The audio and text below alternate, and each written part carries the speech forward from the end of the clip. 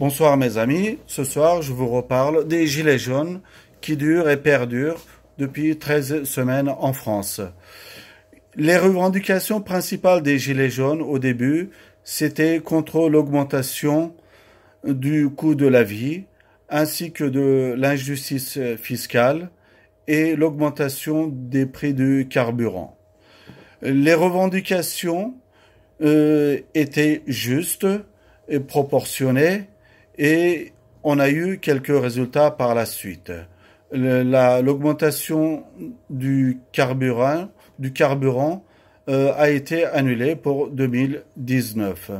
Mais malheureusement, le mouvement prend une ampleur violente, surtout des politiques, les menaces, les violences envers les élus se perdurent ces derniers jours. Je vais vous parler d'un autre problème. Une des revendications des Gilets jaunes était que le coût du fonctionnement de l'État était trop cher en France. Mais j'ai fait un petit calcul de mon côté. Toutes les semaines, environ entre 30 000 et 80 000 policiers sont mobilisés pour contenir les Gilets jaunes et pour assurer la sécurité des participants ainsi que des citoyens qui sont neutres.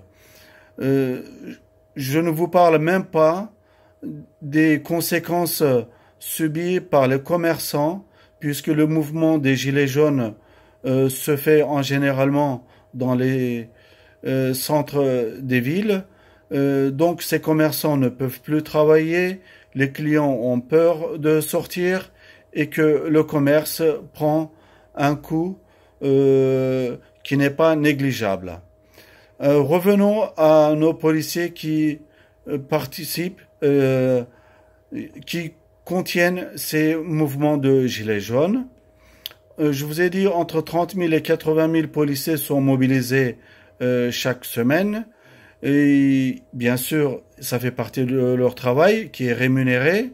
Et quand vous faites le calcul, rien que en heures de travail chaque semaine, le coût de la police est de environ 1 million à 2 millions d'euros toutes les semaines. Quand la revendication juste des gilets jaunes est que le coût de fonctionnement de l'État est trop cher, mais que d'un autre côté, il participe à cette augmentation du coût de fonctionnement de l'État, on peut se poser la question, est-ce que le mouvement a perdu de ses objectifs?